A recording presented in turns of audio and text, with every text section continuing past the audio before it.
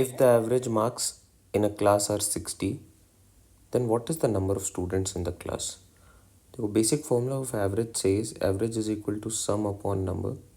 From here, जो given data है, that is 60 is equal to S by N, or the total marks of all the student is equal to 60N. S here represents the sum of total marks of all the students. मुझे find out क्या करना है? What is the number of students? N find out करना है. और इसके लिए मेरे पास दो statements हैं, using which I need to figure out the value of N. Alright. The highest marks in the class is 70 and the lowest marks is 50. क्या इस दो डेटा से आपका number of students figure out हो रहा है? Absolutely no. So rule this out. Now forget about this data and just focus on statement number 2 now. Exclusion of the highest and the lowest marks from the class does not change the average. So do I know the exact marks, highest marks and the lowest marks? Second statement में तो given भी नहीं है, तो इससे भी number of people find out नहीं हो रहा है. Now if we have double cross, in that case we have the liberty of combining the statements. Now what happens if I combine these two?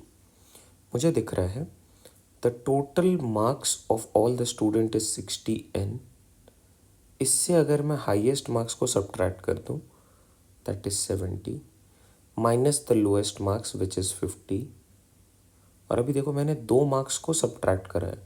So whatever is the total number of students, I need to subtract 2 from the total number of students, and the average does not change. So now the average is 60 only. अब आप इसे solve करो. This is 60N minus 120. This is 60 into N minus 60 into 2 which is 120. अब आप अगर देखोगे तो ये दोनों ही बिल्कुल सिमिलर वैल्यूज़ हैं, तो ये कैंसिल आउट हो जाएंगे. Even after doing this much of calculation we are not able to find the value for N. That is what you are required to find. What is the number of students? That we are not able to find even after combining. So we have to mark the question cannot be answered even by using both the statements together.